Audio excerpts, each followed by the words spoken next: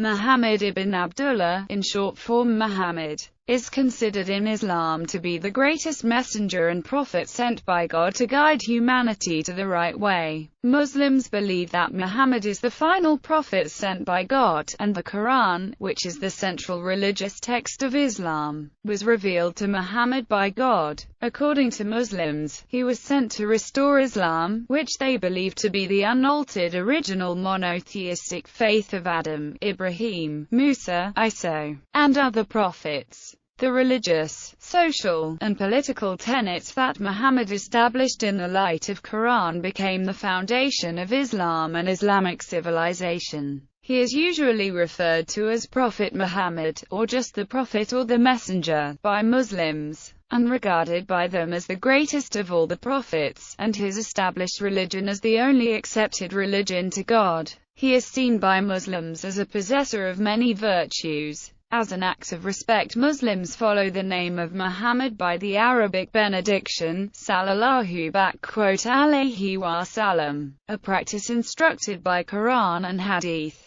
The deeds and sayings in the life of Muhammad, known as Sunnah, are considered a model of the lifestyle that Muslims are obliged to follow. Recognizing Muhammad as God's true messenger is one of the central requirements in Islam, which is clearly laid down in the second part of Shahada, the Islamic proclamation of faith. There is no God but God, and Muhammad is the messenger of God. The Quran chiefly refers to Muhammad as messenger and messenger of God, and asks people to follow him so as to become successful in this life and the afterlife. Born in about 570 CE into a respected Quraysh family of Mecca, Muhammad earned the nickname Al-Amin, meaning the faithful. At the age of 40 in 610 CE, Muhammad is said to have received his first verbal revelation in a cave named Mount Hira, which was the beginning of the descent of the Quran that continued up to the end of his life, and Muslims hold that Muhammad was asked by God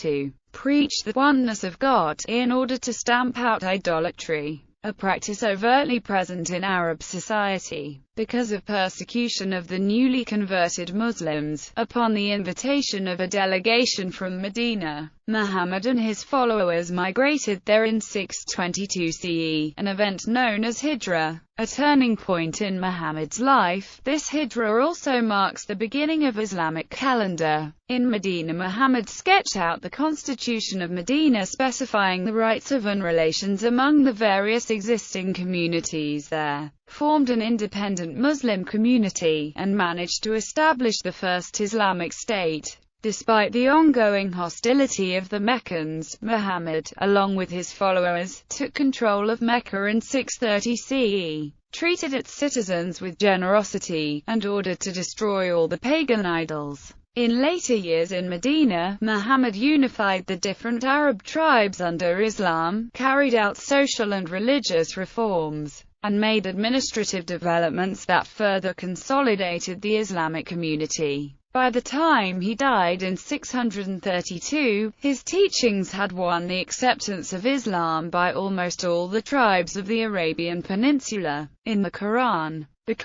enumerates little about Muhammad's early life or other biographic details, but it talks about his prophetic mission, his moral excellence, and theological issues regarding Muhammad. According to the Quran, Muhammad is the last in a chain of prophets sent by God. Throughout the Quran, Muhammad is referred to as messenger, messenger of God, and prophet. Some of such verses are 2-101, 2-143, 2-151, 332, 3-81, 3-144, 3-164, 4-79-80, 515, 541, 7-157, 801, 9-3, 33-40, 48-29, and 66. 09. Other terms are used, including warner, bearer of glad tidings, and the one who invites people to a single God. The Quran asserts that Muhammad was a man who possessed the highest moral excellence,